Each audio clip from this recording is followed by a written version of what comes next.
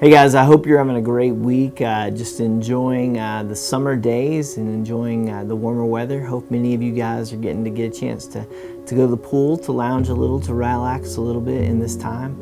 I just wanted to take a few moments and just touch base with you this week. We have had a great time just getting back to church and getting back involved in kind of regular day-to-day stuff. And we are looking at the book of Nehemiah. We've been walking through, flipping the switch, and truly looking to see how our life matters. I didn't get to share this week in this kind of gem, I think, that's there in Nehemiah chapter 2, so I wanted to share it with everyone else. In Nehemiah 2, we read these words at the end of the chapter. It says, "They replied, 'Let us start rebuilding.'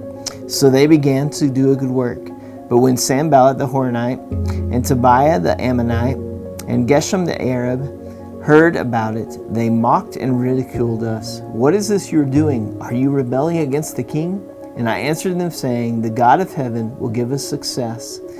We, his servants, will start rebuilding. But as for you, you have no share in Jerusalem or any claim or historic right to it.'"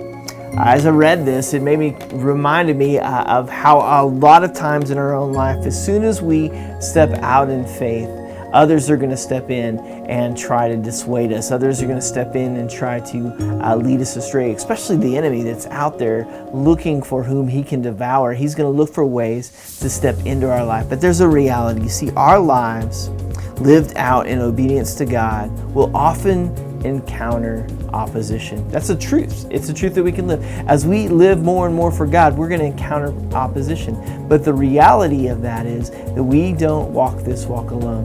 As Nehemiah looked, the enemy walked and stepped into it. They ridiculed him. As a matter of fact, they went so far as to say, "Are you rebelling against the king who sent him there to rebuild the wall?" They knew that. They had seen the orders and everything else, but they started trying to promote distrust in the midst of the people.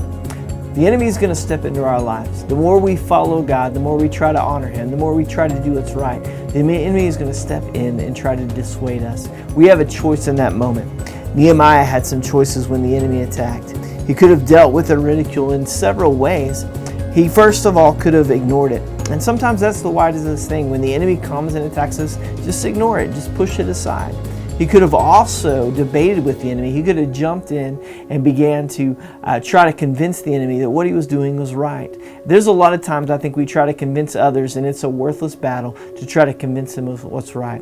But what he did in this moment is I think what we need to do whenever it comes to the enemy that's out there to destroy us.